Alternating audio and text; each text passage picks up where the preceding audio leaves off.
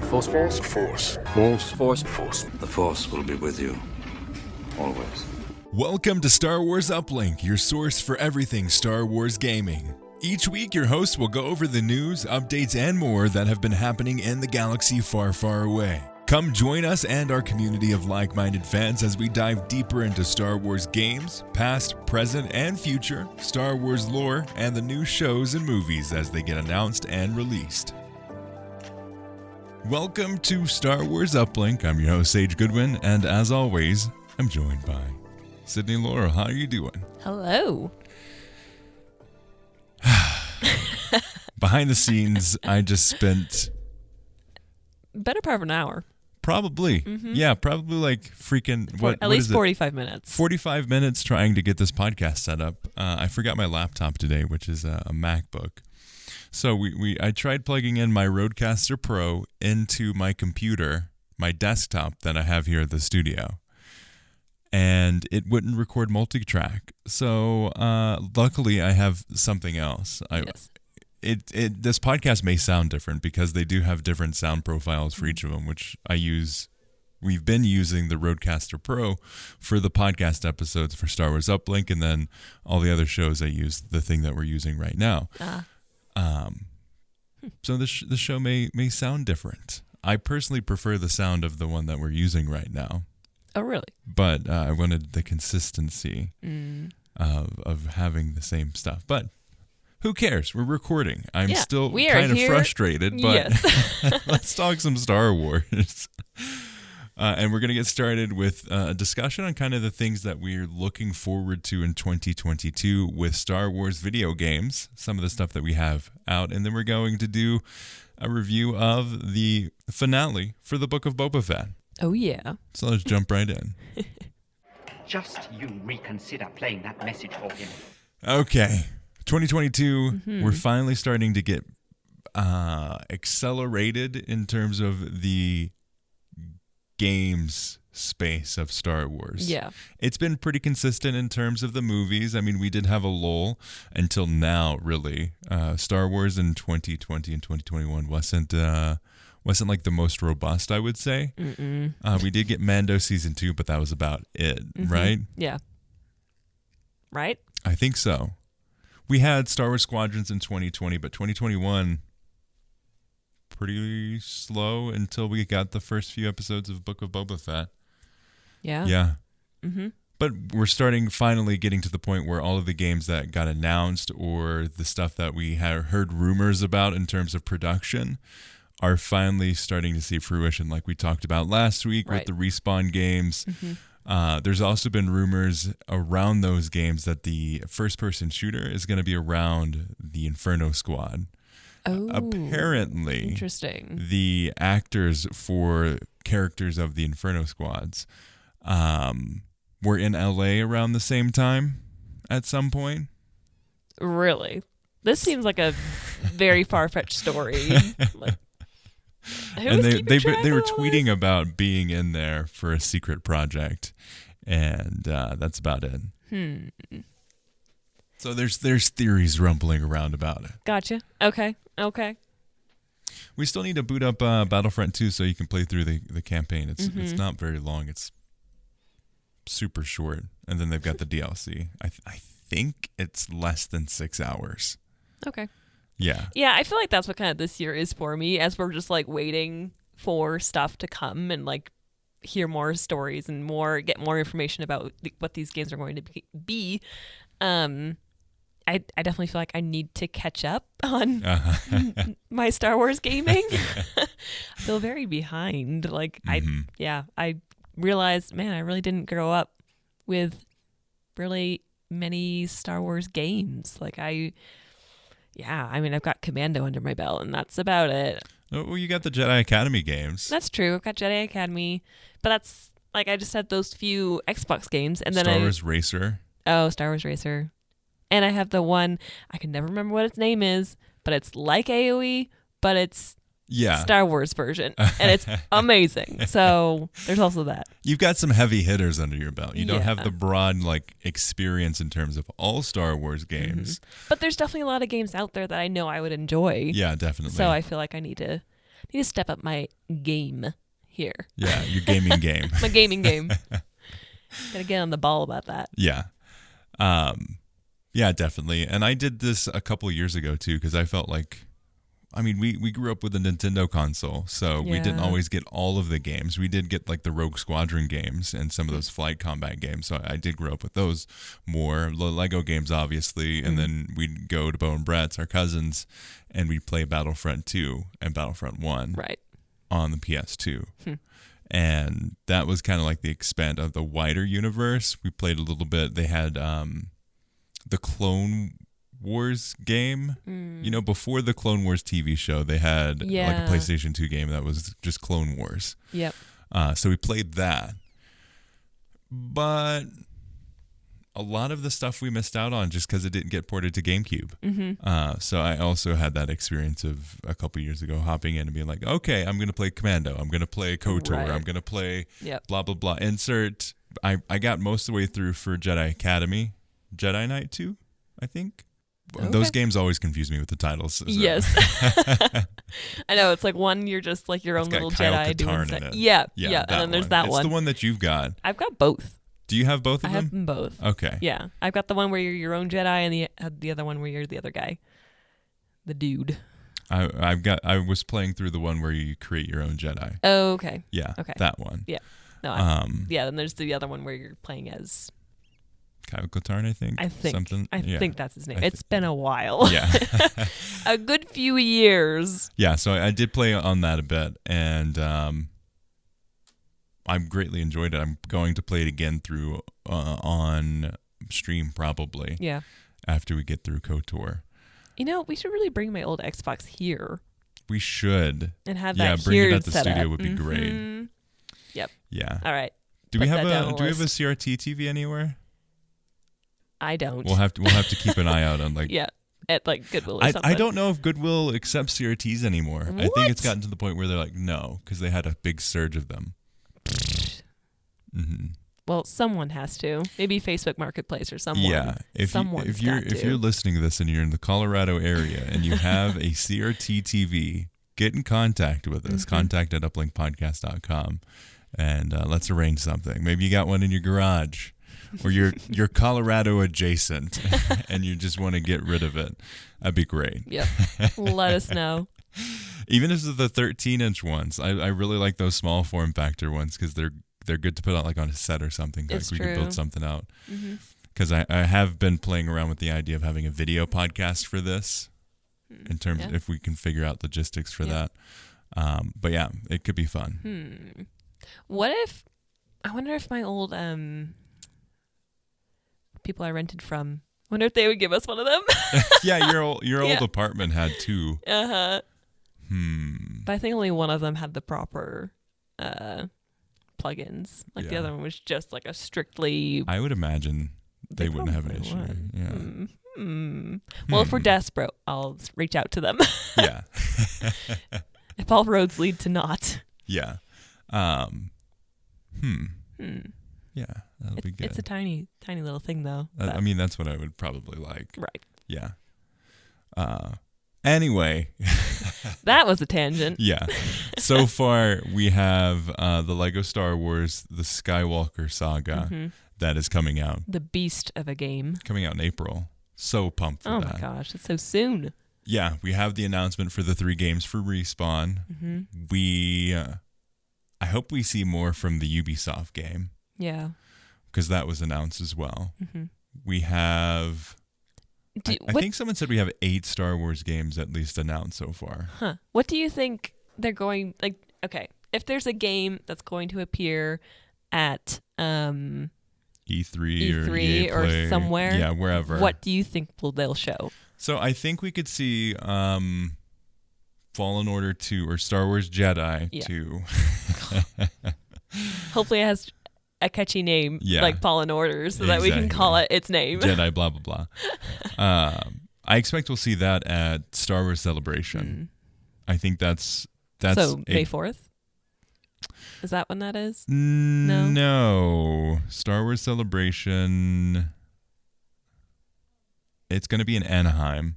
Let me see here. Making a few quick calculations. May. It'll be in May. Okay. May 29th. It's the 26th to the 29th, so Thursday to Sunday. Yeah. What do you think they'll show? Well, it's mostly like historically they showed the Star Wars Battlefront 2 campaign trailer there. Okay. So usually it's more geared towards the cinematic side versus the gameplay side. So I imagine we'll see a cinematic trailer. Excellent. If we do see anything, I imagine it will be Jedi Fallen Order 2. Oh, and I think that would be a cinematic trailer. I doubt we would see any gameplay. Yeah. And that game is rumored to be coming out later this year.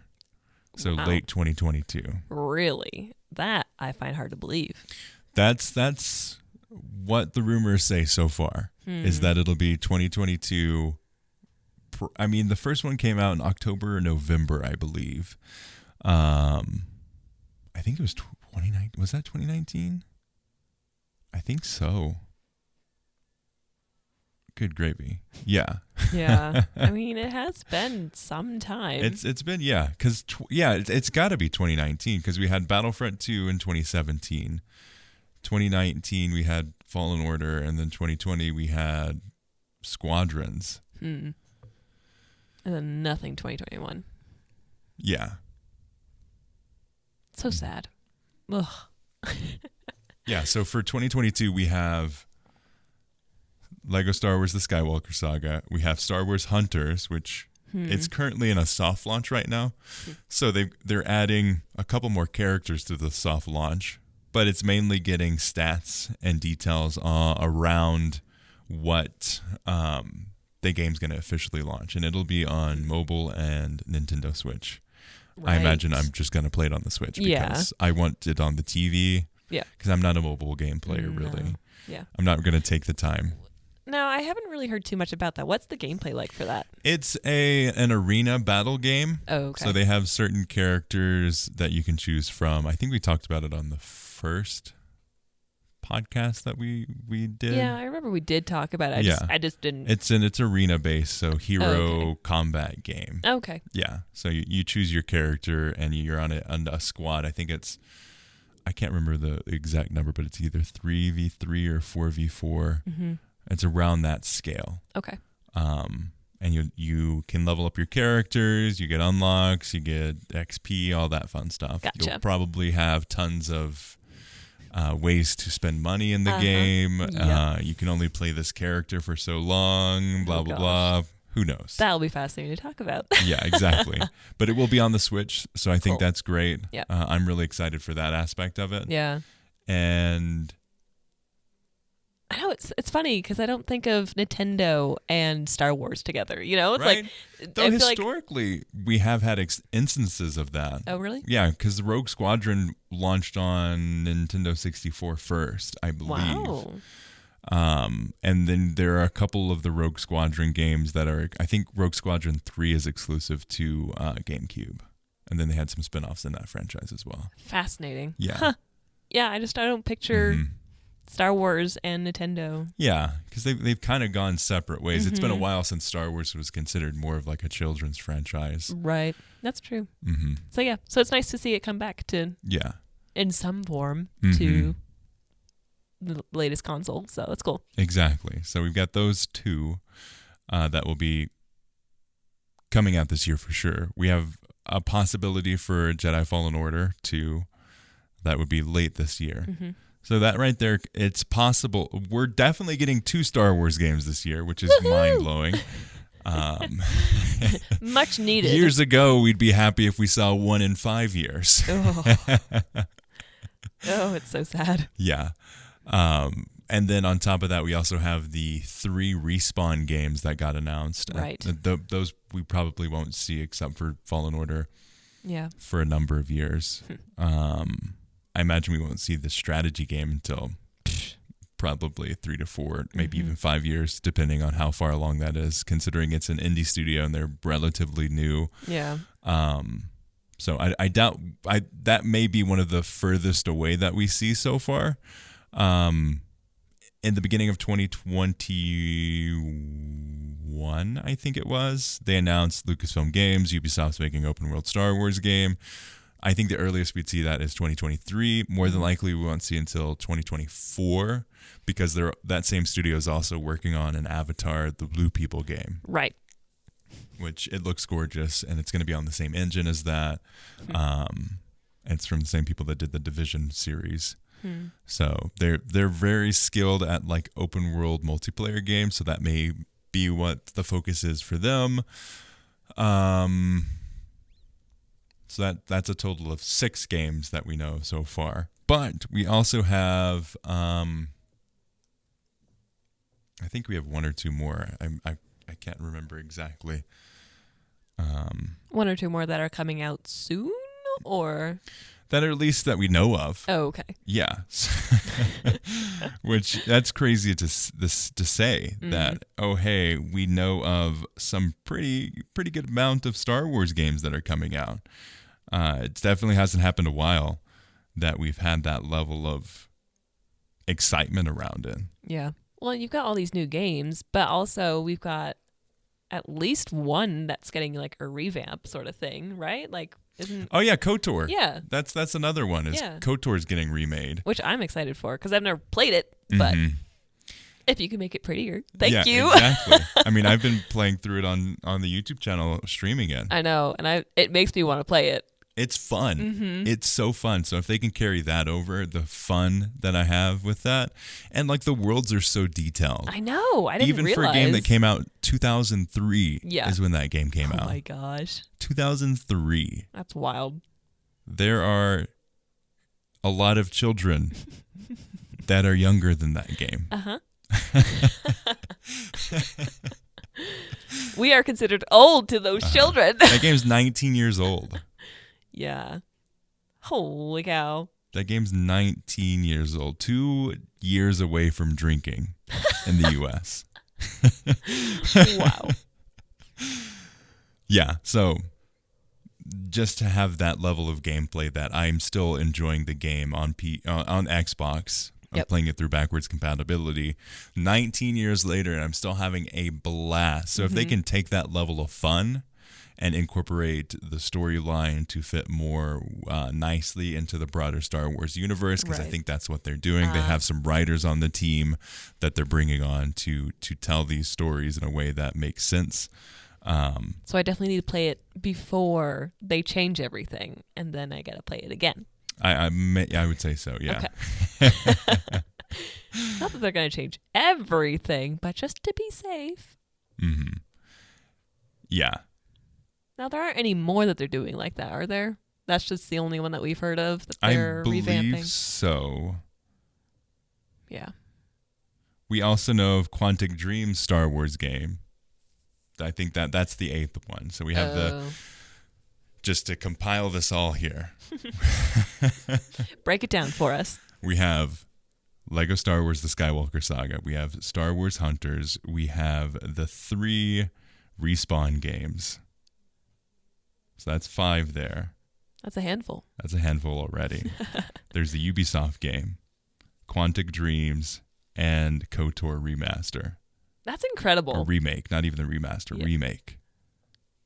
Like, what? That's 8 Star Wars games that we know of. What a year.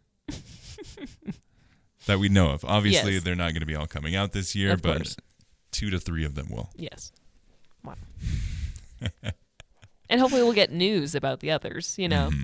Yeah, and hopefully they don't all get canceled, because I think Star Wars Eclipse is definitely ripe for canceling. Really? Well, we got into the controversy of it That's in a previous episode of the podcast. Good gosh. You think it's that because of the people on it? And mainly the head of the studio. Yeah. Controversial. Ugh. And Star Wars and controversy has been going hand in hand pretty recently. But I think it's of the level that they may do something about it. We'll see. Okay. Yeah. Hopefully it doesn't get canceled and they just change management. Though I have heard rumors and leaks about it. One, it's in pre-development hell right now. Oh gosh. They're struggling with getting the vision that they want out of the engine that they have, because it's a proprietary engine that they have. They're not using something that, like, they aren't using Unreal Engine. They're using the Quantic Dreams engine, and they've already struggled with that in the past in terms of free roam, which is why their games have been very scripted in terms of what you can do, and they want this to be a broader game. Oh boy. And the estimated time for that game to be arriving would be 2025 or 2026 due to those development issues that they're working through. Ooh. That's a long time for a game to be in development, and it's a long time for anything Star Wars to be in development, and it's Yikes. we've seen movies get canceled with a couple months or shows get canceled with a couple months of development time. So that's the one that I'm like, okay, we may not see this one ever. Yeah, let's not hold our breath about that one. Exactly. Gotcha. Okay. Fascinating. I didn't realize that it was in such turmoil. Mm-hmm. Good to know. Yeah. All right. We'll not get my hopes up. Keep me posted. Yeah, if you want to get the full scoop on it, we did a previous episode of the podcast on the controversy around Star Wars Eclipse. So definitely go check that out if you're listening to this and you're like, oh, hey, you were on that episode too, Sydney. I was. So you may need to listen to yourself. I probably do. Now switching gears, we're going to take a short break and we'll get back and talk about Book of Boba Fett. This podcast is a production of Uplink Media Group. Uplink is a podcast network dedicated to highlighting the love and experience of gaming and pop culture. Check out our other shows, The Battlefield Show, Star Wars Uplink, and The Forge, the Halo Infinite podcast, as well as our YouTube channels for even deeper dives into Battlefield, Star Wars, and more. YouTube.com/Uplink podcast and StarWarsUplink.com. Only different in your mind. You must unlearn what you have learned. The Book of Boba Fett. Boba Fett. The season finale. Next episode, we're going to talk about it as a whole. Okay. So we're just... This episode, we're just breaking down the finale. Okay. What are your spoiler-free thoughts? It was hasty. Mm-hmm. We just got to the end, and it was like, you know how in cartoons they have like a picnic all laid out, and then they're in a rush, so they just like grab the whole thing, shove it over their shoulder, and they're like, it doesn't matter how clean it is, they just get it done, sort of thing. That's how it felt. Mm-hmm. Yeah. I mean, we all knew this. They were either going to leave it on a cliffhanger, or they were going to quickly wrap everything up. My spoiler-free review is it was not great, not terrible, but expected. Yeah. I could predict the story beats. Yeah. Very accurately. Yeah. So that's our spoiler-free review. If you have not watched Book of Boba Fett yet, turn away, shield your ears, go watch all of it, and come back and hear us chat. So, where do you begin? Boba Fett was in this episode. Yes, he appeared quite quickly, which is excellent. Yeah. Thank you. Well, when it started, we're like, oh my gosh, look, it's Boba Fett. Yeah. Hey, Boba Fett, where you been? Long time no see. I will say, I appreciate that. I mean, this is just kind of like a random point, but I appreciate that he wore his armor a lot. Like, yeah. Like they wore their helmets, and it makes me happy. It's like I don't really care to see your face. Mandalorian has showed us that you can have a very strong character and emotion with a helmet on. It's great. Yeah. Like, that's what I want to see. Let's keep our helmets on, folks. Yeah. This is the way. Yeah. Vader showed us. It's great. So, come on. Let's stop throwing our helmets off. Let's keep it on. Exactly. Yeah. I think for me, the main takeaway from this finale, it just showed all the ways all of the payoffs weren't earned by Boba Fett. They were earned by other characters. And I think that's the most frustrating thing to me is, I mean, Cad Bane's death. One, if they were going to do it that way, I wish he didn't die. Yeah. But I feel like there was never any conflict explicitly told or shown in the show between Boba and Cad Bane. That is true. I was talking with a friend of mine today at lunch. Yeah. And he has not watched Clone Wars. Had no emotional connection to Cad Bane. And it was like, man, he was barely here. Yep. And I don't even know why. Yeah. Yeah, he asked, like, is he a cool character? And I was like, he actually is awesome. He's really cool. And he's a strong character. He is. But he has, the skills. He also has a cool backstory. He has interesting motivations in terms of Star Wars because he isn't motivated by anything but money. Right. If you give him money, he will do the job. Okay. So they do a terrible job with kind of explaining. He felt completely flat. Yeah. Yeah. My question is, why do you think he told Boba about the Pikes? That was a weird thing. Again, that was something that wasn't really earned. It would have had more impact if they took the time for him to discover that himself. And I was also talking to that same friend. I was like, it's so out of character in terms of the Boba Fett that we see, that he wants to rule with respect and doesn't want to accidentally kill people that don't deserve it. Right. Like, if we started with the Boba Fett that went out and killed a biker gang, and then we grew to see him as a character that did not want to kill undeservedly, that would have been much more powerful. But we have a character who doesn't want to kill undeservedly.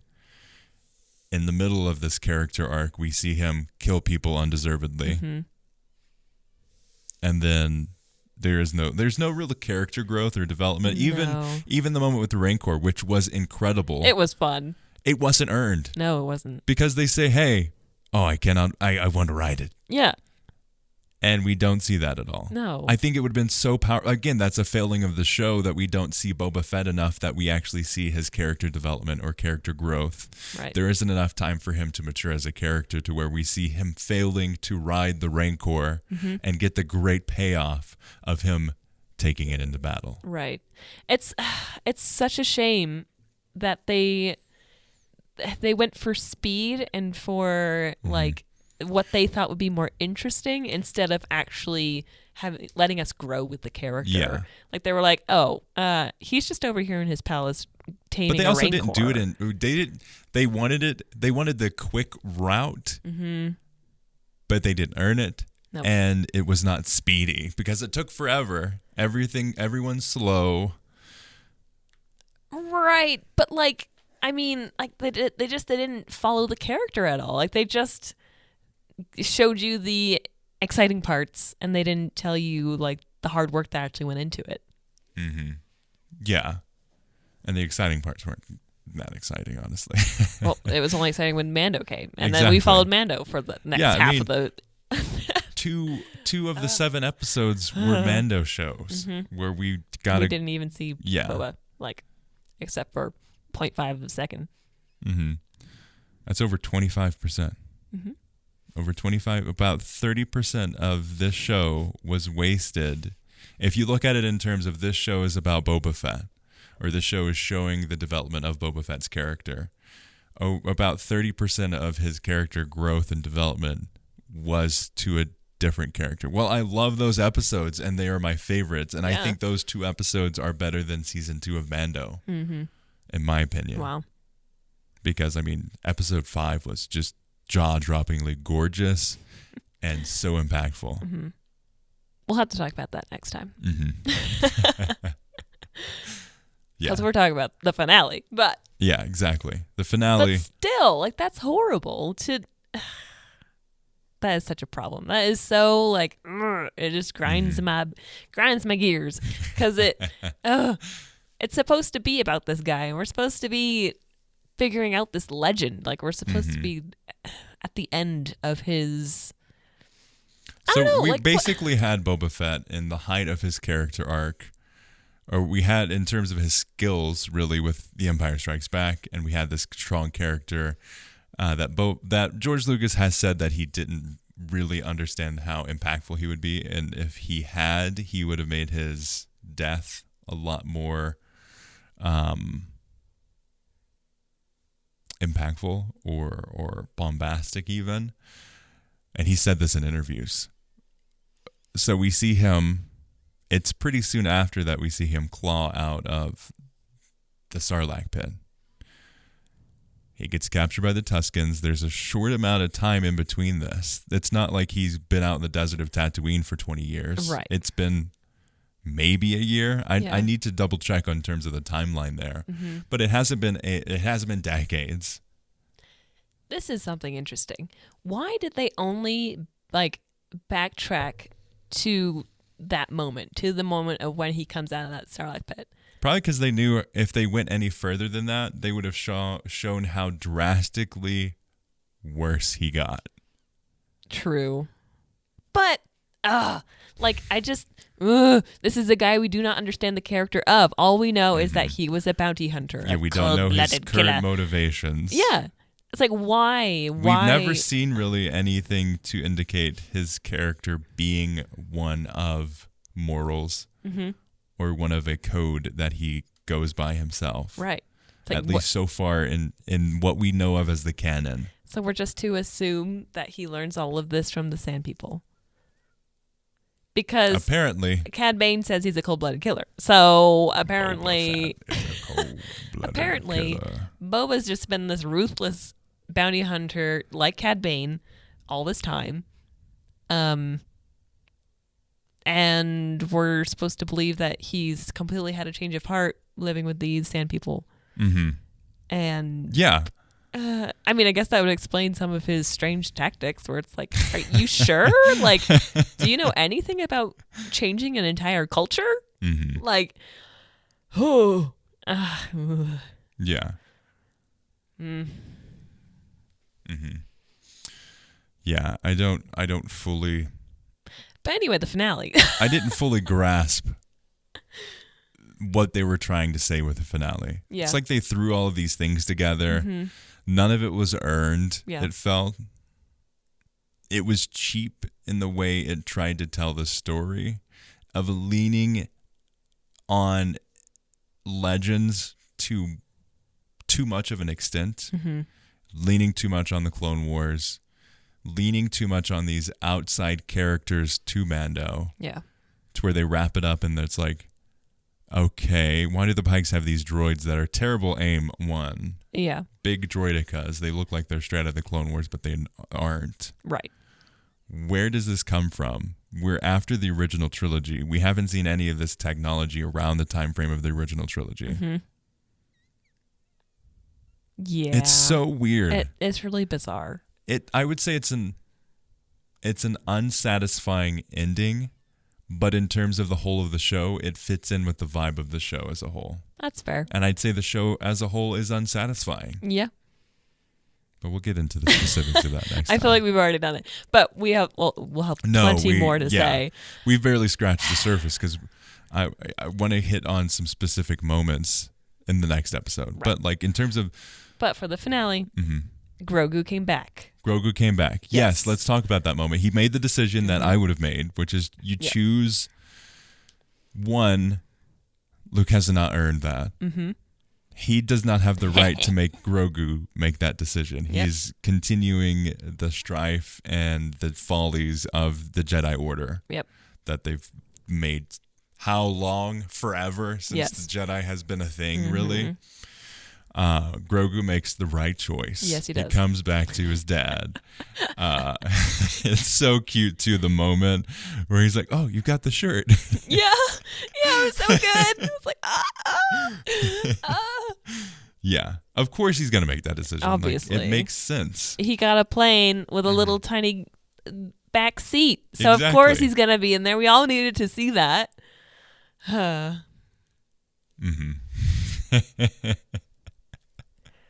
Yeah, so Grogu made the right choice, which is good. And I'm glad that they went that direction too, because it makes it better for season 3 of The Mandalorian.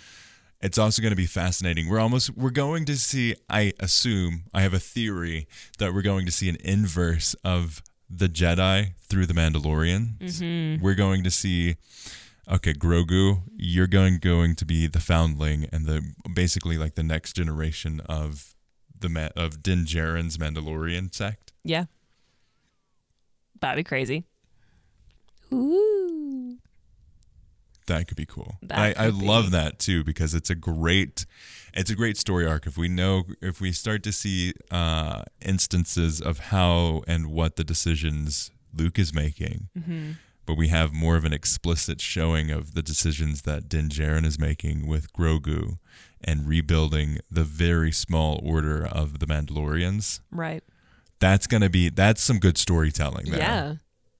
Wow. The marriage of the Jedi peacefulness, mm-hmm. sort of, and the knightlyhood, of the Mandalorian, mm-hmm. So it's the kings versus the knights. Mm-hmm. The kings have this innate in history power or that's given to them to rule by blood, they have this strength that they have because of who they are. They're born in power, aka the Force. Right. And then you have the knights who earn that power.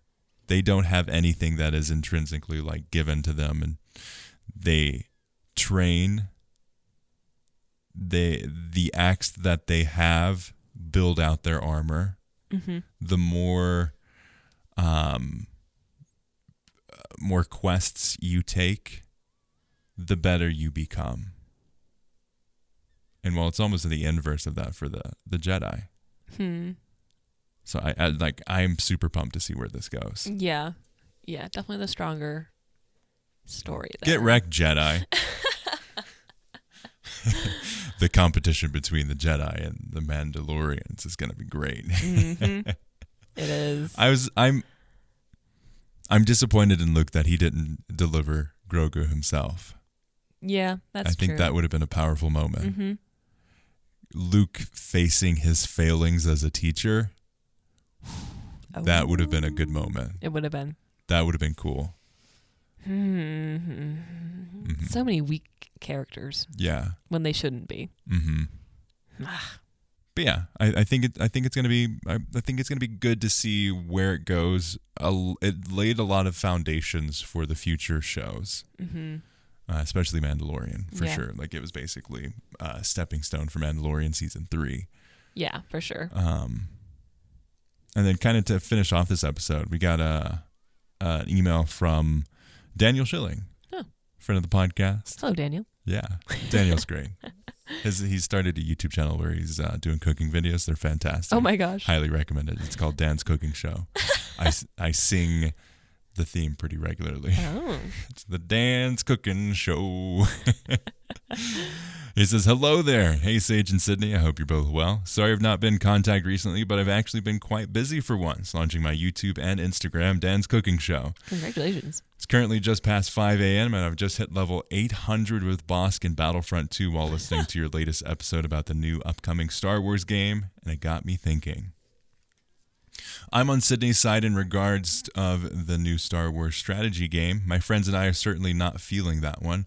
We agree if these Star Wars games need to survive, they need to hit the audience that aren't Star Wars fans. A Fallen Order sequel obviously is always welcome, so really looking forward to that. Finally, a first-person shooter. Why? I really hope it has a third-person view. So, okay. Daniel, I've met a couple people that are like this. Mm-hmm. Struggles with first-person views. Like nauseously? Yeah. Nausea. Oh, gotcha. Yeah. Mm-hmm. Oh no. Yeah. Sage knows first-person, and I don't get along. Are first-person games the way to go now? I'm sure numbers get less and less, or I'm sure each first-person game that gets released, the numbers get less and less. Obviously, you know the struggle. Battlefront 2042 or Battlefield 2042. So I think first-person shooters are so popular. Yes, indeed. And I think they're easier to make than first-person views because you have more control, or versus third-person views. Right. You have a little more control because you have to design the maps in a different way if you have a third-person view because you can see more. Mm-hmm. I gotcha. Map layout has to be tighter. Yeah. But if you have first-person view, you're limited in terms of that. So I think that's one of the main reasons there. But Fallen Order is going to be third-person. Yeah. And I agree. I love third-person view shooters. I think it's really fun to play. Battlefront, classic. It's just great. But I think there's a level of immersion that you get from first-person that people really enjoy playing. Yeah, for sure. Mm-hmm. I like them. Yeah. I'm so sorry you for the motion sickness. Yeah. I understand. I lived with motion sickness for the better part of my young life. So, oh gosh. Yeah, that's horrible. So yeah, hopefully they do give you an option there, because sometimes they do. But it'd be great if they did. If it's specifically first person, maybe if they have a campaign, you'd have an option, because I think that's more of an open thing. Okay. So more like a but even something like you get a competitive advantage if one person has first person and you have third person, just because you can see more. True. Because you can peek behind around corners. Yeah, but what were you gonna say? Just kind of as you were reading that, it came to my mind. Do you think they're going to try anything with VR? I mean, Respawn has done a couple VR things. I think Criterion did the VR in Battlefront 2. And then ILM has a division where they invest heavily in VR games. So they do have offerings like that. You can play it on the Quest. Interesting. Yeah. So yeah, they definitely are. They definitely have been. It's just so few people actually have availability to play VR. Yeah, that's true. Yeah, but I imagine so that we're going to see more of those kind of experiences. I'm not exactly looking forward to that, because it's not exactly that's not the gameplay I enjoy. And it's also intense in terms of the possibility for motion sickness. Yes. If you have struggles with first person, you're definitely going to struggle with VR. And he continues on, says, why can't these companies get Star Wars right? I know you really like Squadrons, but that game was destined to fail from the start. Such a small minority of Star Wars fans wanted a game based on the least played mode in Battlefront 2, Starfighter Assault. It's such a shame that it never really kicked off for esports, but again, everyone I spoke to about it hated the game, and again, having no third-person view, in my opinion, killed it. Rent incoming. Skins in first-person games are the most pointless thing ever. That is true. If we're having the option to make characters look cool, at least let us see them. I guess I'm just old and don't get it. That is very true. An absolutely valid point. Yeah. I mean, yeah. What, you think we're wearing this for everybody else? No. I mean, a lot of people do. It's true. But in terms of if you look at for all of us role players out there, we get it. But no, it's totally fair. Like I that is a very valid point. That was my frustration with Cyberpunk not being third person. Is you put all this effort into making your character, you can make it extremely accurate to see just like you, and there's very rarely will you actually see your character unless in the you're context like of the game. Constantly walking in front of mirrors. Yeah, you're not gonna see yourself. Yeah. Yeah. And he says, anyway, my point is Battlefront 2 is still awesome. Tons of people still play it.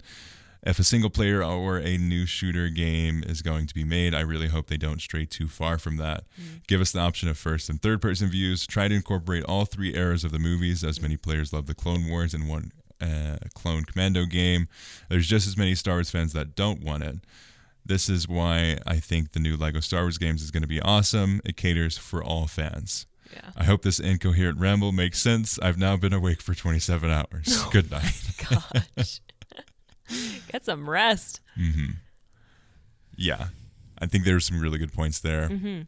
I think if Star Wars is going to do well, they're going to have to cater to many different audiences, and also audiences outside of just Star Wars. They need to make great Star Wars games, but they also need to make great games, period. Right. If you are someone who doesn't like Star Wars, someone should be able to find Star Wars through your game because it's so great.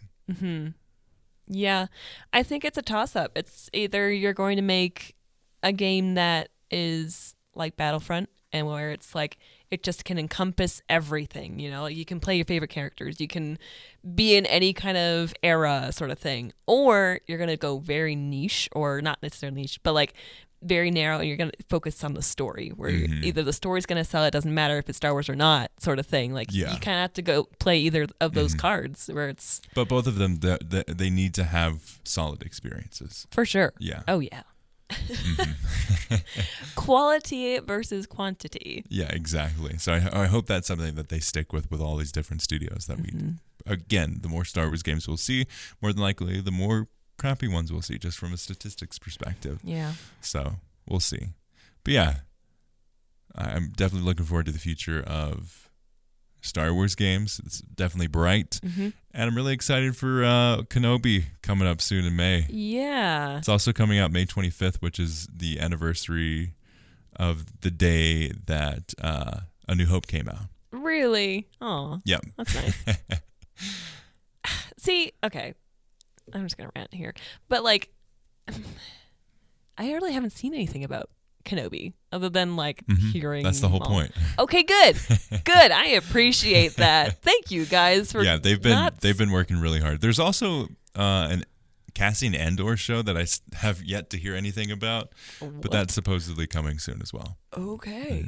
Well, good. At least it's been active development. So hopefully we don't get any spoilers, and we'll just jump into Kenobi, and we'll just see what it is to see. I'm hopeful too, because it's Deborah Chow, and she directed my favorite episodes of The Mandalorian. Yeah.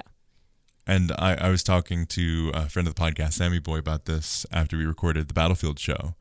And I was like, another thing that I'm really excited about is apparently there have been creative differences between her vision for Kenobi and Kathleen Kennedy, or the higher ups in Lucasfilm, which that makes me even more excited, because she's standing for what she wants to make.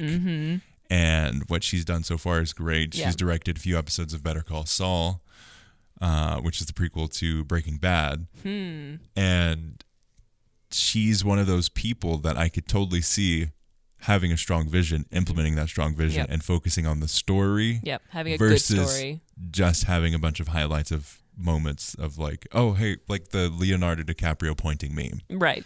He did the thing, or, yeah, for sure. Yeah. We need these directors who are going to stick to their guns and make a good story. Exactly. And I definitely think that she's one of those people that can do that. Yeah. Should be good. But with that, thank you all so much for listening to this episode of Star Wars Uplink.